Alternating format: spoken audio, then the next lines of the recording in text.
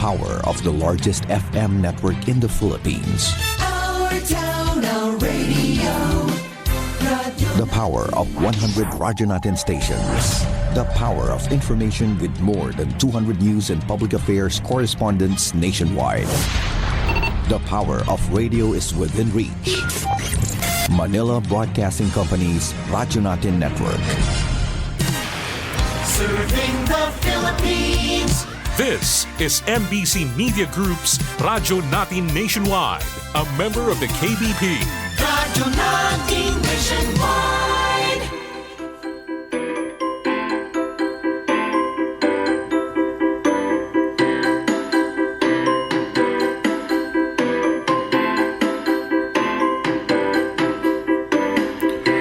Welcome to Himaya sa Diyos, the weekly program of Sunday Mass readings, inspirational homilies by bishops and priests of the Holy Catholic Church from the Diocese of Kansas and the Diocese of the Philippines.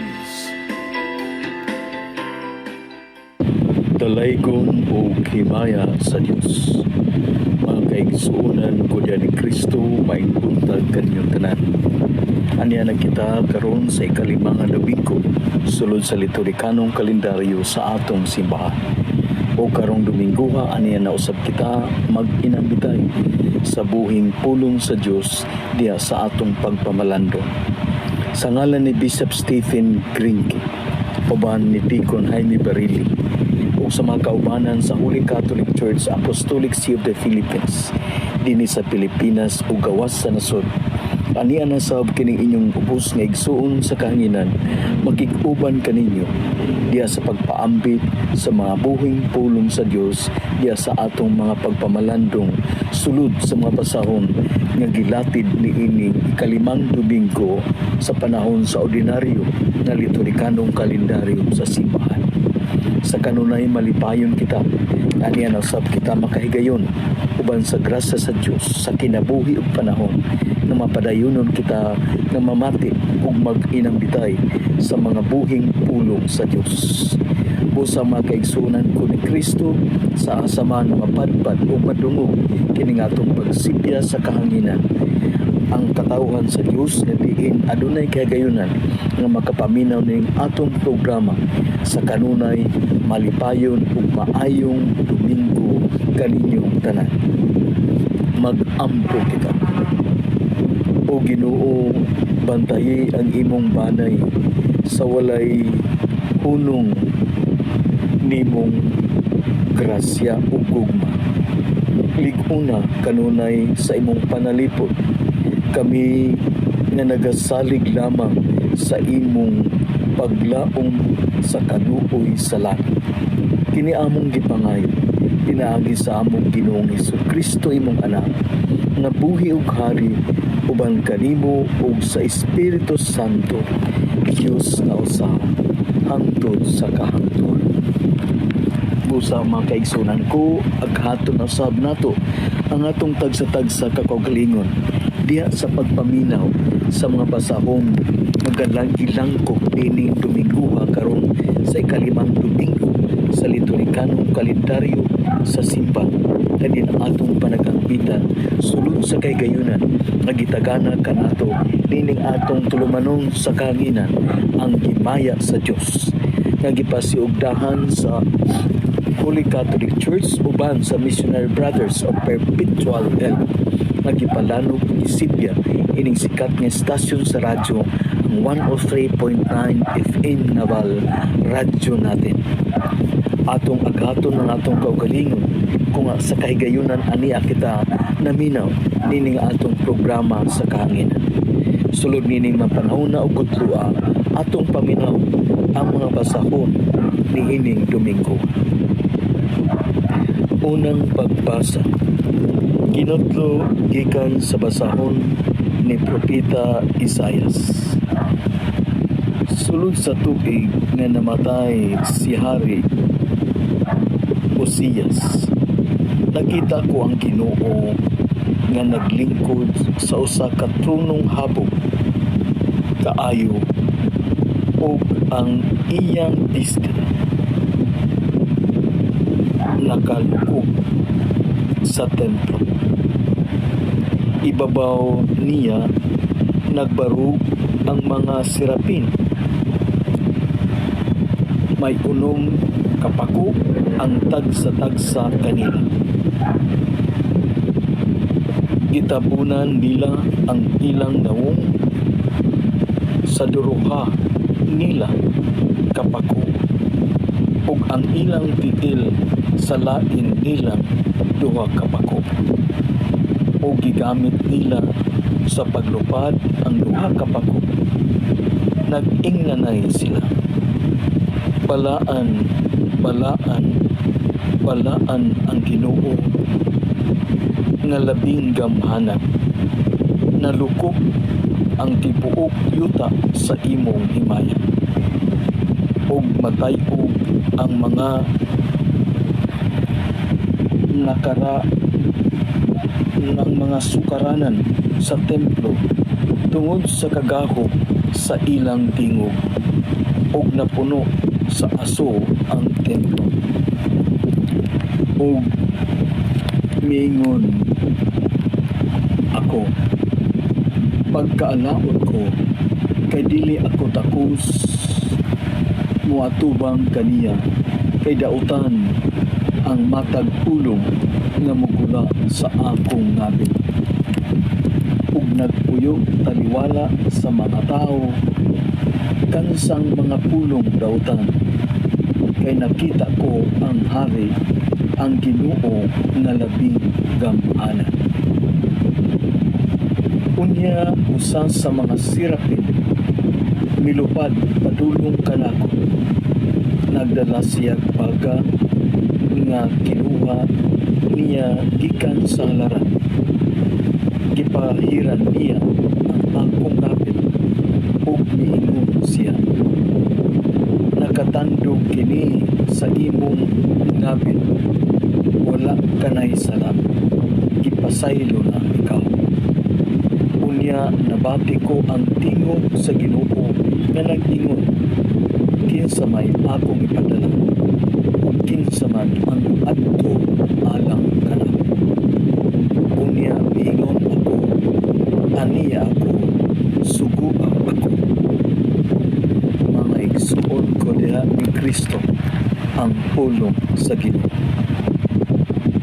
Salmo responsoryo. Sa atubangan sa mga anghel, awitan ko ang imong ug awitan ko ang imong mga pagdaig o Ginoo. Sa atubangan sa mga anghel, awitan ko ang imong mga pagdaig o Ginoo. Pasalamatan ko ikaw o Ginoo sa tibuok kong kasing-kasing. Kay imong gidungog ang mga pulong sa akong baba. Sa tubangan sa mga anghel, awitan ko ang imong patay. Magasimba ako sa imong balaan na templo ug pasalamatan ko ang imong ngalan. Sa tubangan sa mga anghel, awitan ko ang imong mga pagdaig o Ginoo. Tungod sa imong kahoy ug imong kaluoy ug kamatuoran, kay imong gipadala labaw sa tanang butang ang imong ngalan ug ang imong saad sa akong pagsangpit. Gipasidunggan mo ako, imo akong gilikon sulod sa akong kaugalingon. Sa tubangan sa mga anghel, awitan ko ang imong mga pagdaig o Ginoo. Ang tanang mga hari sa yuta, magpasalamat kanimo Ginoo sa pagkadungog nila sa mga pulong sa imong baba ug ang mag-awit sila sa mga dalan sa Ginoo. Dako ang himaya sa Ginoo. Sa atubangan sa mga anghel, awitan ko ang imong mga pagdaig o Ginoo. ang imong tuong kamot nagaluwas kanako. Ang Ginoo maghimpit sa iyang gihimo kanako. Ang imong kaluoy o Ginoo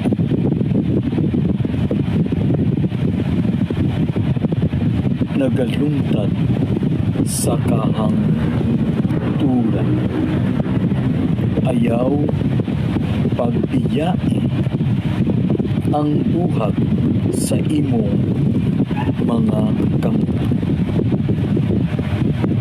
Sa atubangan sa mga anghel, awitan ko ang imong mga pagday o Ginoo. Atong idason karon ang ikaduhang pagbasa sulod sa mga basahon niining Domingo.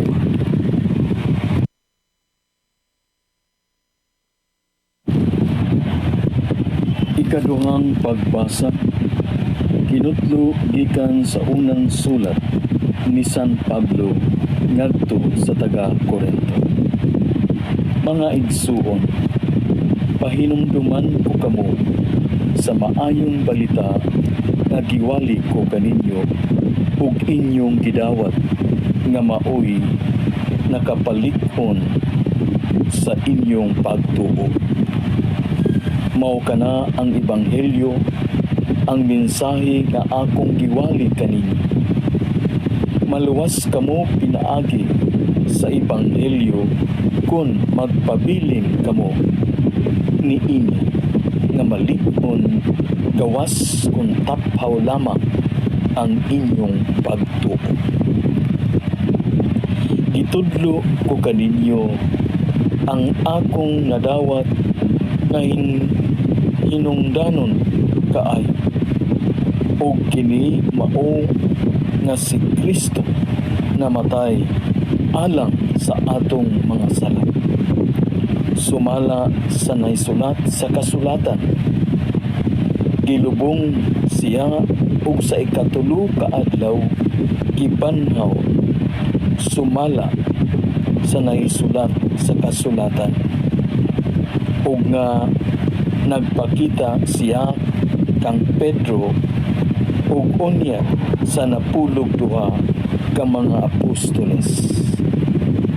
Unya sa usa ka higayon nagpakita siya sa kapin sa 5 kagatos sa iyang mga sumusunod o kadaghanan kanila buhi pa.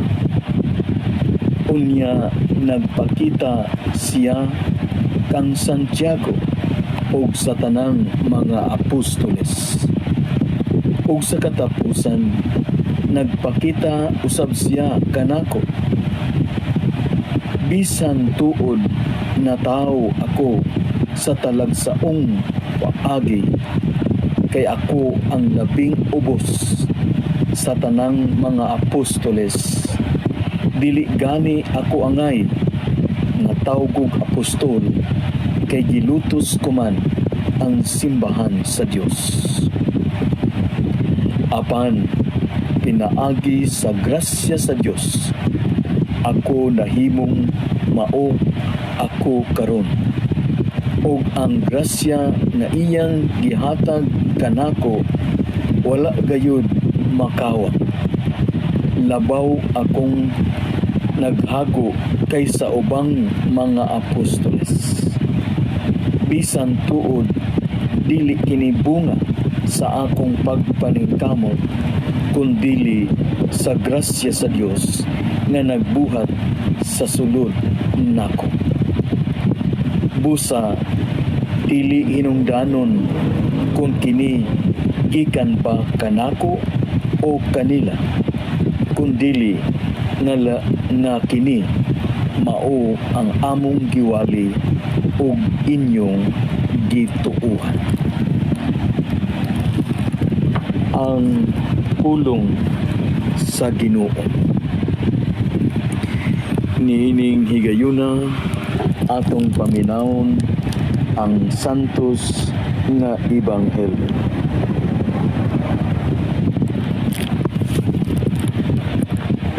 Ang Ginoo maanaa kaninyo. Ang santos nga ebanghelyo sumala ni San Lucas. Usa ka adlaw ni Ana nagtindog si Jesus sa daplin sa lanaw sa Genesaret samtang ilugay ang mga tao pagduol kaniya aron pagpamati sa pulong sa Dios. Dito sa lapyahan nakita niya ang duha ka sakayan nga gibiyaan sa mga mangingisda kay nagwaswas man sila sa ilang mga pugot. Miluwan si Jesus sa usa ni ining sakayan nga iya ni Simon ug gihangyo niya si Simon sa pagtulod ni ini ug jutay ngadto sa tubig. Unya milingkod si Jesus sa sakayan ug gitudloan niya ang mga tao. Sa nakahuman na siyang sulti, gignan niya si Simon. Pagpalawod kamo ug itaktak ang inyong mga pukot aron makakuha kamo. Si Simon mitubag, magtutudlo. Naghago kami sa tibuok gabi ug wala kami nakuha. Apan kay nagsugo ka man. Akong itaktak ang mga pukot. Ilang gitaktak ang mga pukot o gilabihan kadaghang isda ang ilang nakuha. Natungod ni ini ang ilang mga pukot hapit na magising. Busa gikamay nila ang ilang mga kauban didto sa laing sakayan aron moduol ug motabang kanila. Nanuol ang ilang mga kauban ug ilang gipuno pag-ayo sa isda ang duha ka sakayan nga tungod ni ini hapit na sila malunod. Pagkakita ni Simon Pedro sa nahitabo, miluhod siya sa atubangan ni Jesus o miingon, "Palayo kanako, Ginoo, kay makasasala ako." Natingala siya ug ang iyang mga kauban sa kadaghan sa isda nga ilang nakuha. Natingala usab sila ni si Santiago ug si Juan ug ang mga anak ni Zebedeo. Unya miingon si Jesus kang Simon, "Ayaw kahadlok. Sukad karon managat ka na og mga tao." Ug idahig nila ang mga sakayan ug gibiyaan ang tanan ug misunod sila kang Jesus. Mga igsoon ko din Kristo ang ebanghelyo sa Ginoo. Mga igsoon ko din Kristo atong nadungo ang saysay ug asoy sa atong ebanghelyo. Sumala sa ebanghelyo ni San Lucas. Ug sa atong mga pagpamalandong ini, adunay duha ka mga puntos nga diin magganoy kanato sa paghunahuna, pagbati ug pagpaambit niini diha sa tagsa-tagsa nato kakaugalingon. O kini nga mga puntos na atong panag-ambitan kabahin diha sa atong pagkinabuhi o pagpakabuhi isip sumusunod sa Dios. Katawhan nga nagatuo sa Dios, nagatuman sa kabubuton ug nagalakat ug nagapuyo diha sa Kristohanon nga kinabuhi sa tagsa-tagsa niini kakaugalingon. Uban sa pagpuyo diha sa katilingban, pagpuyo diha sa pamilya, pagpuyo diha sa atong isig kaingon, ug pagtuman sa pagbuhat sa nagkadaiya nato nga mga tahas ug responsibilidad sa ngalan sa Ginoo ug sa mga kahigayunan nga anaa kanato nga atong ipaambit ngadto sa uban diha sa tagsa-tagsa nato kakinabuhi. O kini maoy magapamatuod sa kaayo sa atong kinabuhi nga di nagalantaw kita sa uban ug sa Ginoo nga kini nga duha ka mga puntos mga kaigsuonan ko diyan ni Kristo mao kini. Ang unang punto na sa atong Kristohanon nga kinabuhi ana ang hagit sa pagtabang. The call and the challenge, or maybe the command to help. Usa kini kahiyas nga din atong mapamatuod usab ug mapuy-an sa atong kinabuhi isip sumusunod sa atong Ginoo. Nga diin ang atong Kristohanon nga kinabuhi ang unang nga punto nga gitawag kita sa pagtabang. Ang ikaduha nga punto mga kaigsuonan ko nga diin diha sa atong pagtabang gihimo usab kita nga instrumento nga makatabang ngadto sa uban sa ngalan sa Ginoo. Mao kini ang duha ka mga puntos nga atong panag-ambitan karon, ang tabang ug kita makatabang. Munang kung atong hinuklugan ang asoy ug saysay sa ebanghelyo, atong makita nga ang Ginoo nagtudlo ngadto sa iyang katawhan. Ug ang Ginoo nagtabang ng mangingisda nga magsuon nga nahimong sumusunod ni Kristo makakuha sa ilang pagpanagat. Sanglit sa ilang pagpanagat wala sila'y kuha. Apan nitabang ang Ginoo ngadto kanila ug daghan ang ilang nakuha nga mga isda nga diin sobra-sobra pa nga hapit na gani malunod ang ilang sakayan. O kini nabuhat tungod kay ang Ginoo nagtabang kanila. Gani niingon si Simon magtutudlo, naghago kami sa tibuok gabi ug wala kami nakuha. Apan kay nagsugo ka man akong itaktak ang mga pukot. Ilang gitaktak ang mga pukot ug diha hilabihan kadaggang isda ang ilang nakuha na tungod diini ang ilang mga pukot hapit na magisi. Natugog sa mga isda ang ilang pukot uban sa pagtabang kanila sa Ginoo sa pag-itsa niini ngadto sa dagat aron sa pagpamuko. It is God who helped themselves to catch fish. O kini nga mga isda dili lamang usa kundi daghan. Pinaagi sa tabang sa Ginoo.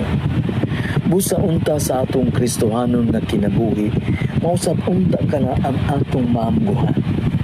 Ang atong pagkaamahan, ang atong pagkamag-aalagad ngadto sa atong katilingban ug musikataw ug mismo sa simbahan. Ug ang mga tahas nga naa kanato giagkat kita sa paglihok diha sa buhat sa pagtabang. Kay mao kini ang kamatuoran ug gabayan diya sa pagpuyo na Kristohanon. Busa aton tang ipatigbabaw ang Kristohanon nga mga mithi ug buhat diya sa pagtabang, diya sa pag-inambitay sa atong isigaingon, diya sa atong personal nga kinabuhi sa ngalan sa Ginoo. Ana ang atong pagtabang diya sa mga problema ug kalisod. Ana ang atong pag-ila sa pagsagakay diya sa mga problema ug kasilikan sa kinabuhi. Busa diya sa atong kinabuhi, mapadayunon unta kita nga naa kita sa pagpuyo sa bertud ug iyas sa pagtabang. Ang ikaduha nga punto, mga kaigsuonan ko, maong nagitawag kita nga makatabang, nga mahimo kitang instrumento in helping others, that we will become instruments in terms of serving and helping others. Ug mao kini ang mga gawi nga atong mapuy-an diha sa ngalan sa Ginoo sa atong Kristohanon nga kinabuhi. Mao nang niingon ang Ginoo ngadto kanila, ayaw kahadlok, sulod karon managat kana og mga tao, o gidahig nila ang mga sakayan o gibiyaan ang tanan o misunod sila kang Jesus. It is true from the help of God that they became instruments also of helping others in the name of God. Nga nahimo silang makatabang sa lihok o ginbuhaton sa Ginoo alang sa pagpangluwas o kaluwasan sa katawhan. Maunang sa atong Kristohanon nga kinabuhi, ingon usab unta ni ana nga gamito nato ang atong kagayunan sulod sa tagsatag sa nato kakayahan ug kaantiguhan aron mahimo kitang instrumento nga makatabang sa uban diya sa natad sa mga kakulian sa kinabuhi, mga problema, mga pagpati ug sa unsa man ang atong mahimo tungod ug alang sa ngalan sa Ginoo sa atong Kristohanon nga kinabuhi. Mao nang diha sulod sa atong pamilya, atong ipatigbabaw ug mismo diha sa atong katilingban ug sa simbahan nga mahimo kitang instrumento isip mahimong makatabang sa uban sa ngalan sa Ginoo diha sa lihok sa kaluwasan kang gitagana sa Ginoo kanato uban sa gugma, kaluoy ug pagpasaylo sa usag-usa aron mapatigbabaw ang Kristohanon nga mithi ug kadayganan sa Dios sa atong Kristohanon nga kinabuhi. Busa mapadayunon kita na diin gihagit sa pagtabang ug mahimong makatabang sa ngalan sa Ginoo. Salamat mga kaigsunan ko diyan ni Kristo ug natapos na ang atong programa sa kahanginan. Sulod sa pipila ka mga gutlo, pinaagi ning atong tulumanon sa kahanginan ang himaya sa Dios. Sa ngalan ni Bishop Stephen Grinke ug sa Holy Catholic Church Apostolic See of the Philippines, Diocese of Kansas, USA, kininaw sa mangayong ubos ni igsuon magpasalamat nga na kanimo. Kaniyang tanan mga kaigsunan ko, daghan kaayo salamat. Mag-ampo kita. O Diyos, nagbuot ikaw na manag-ambit kami sa usak kapan ug usa kakalis. Itugot ka namo nga hiniusa diha ni Kristo nga magmalipayon kami nga magkugi pagbuhat alang sa kaluwasan sa kalibutan. Kini among gipangayo pinaagi ni Kristo among Ginoo. Amen. Dalaygon ug himaya sa Dios.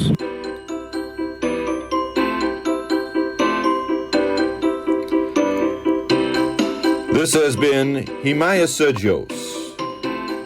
Our program was sponsored by the Society of the Missionary Brothers Perpetual Help. Our music is furnished by Ben Sound. Join us next week at this time for Himaya sa Diyos. This is Father Steve Granke saying, Ang Ginoo mana kaninyo.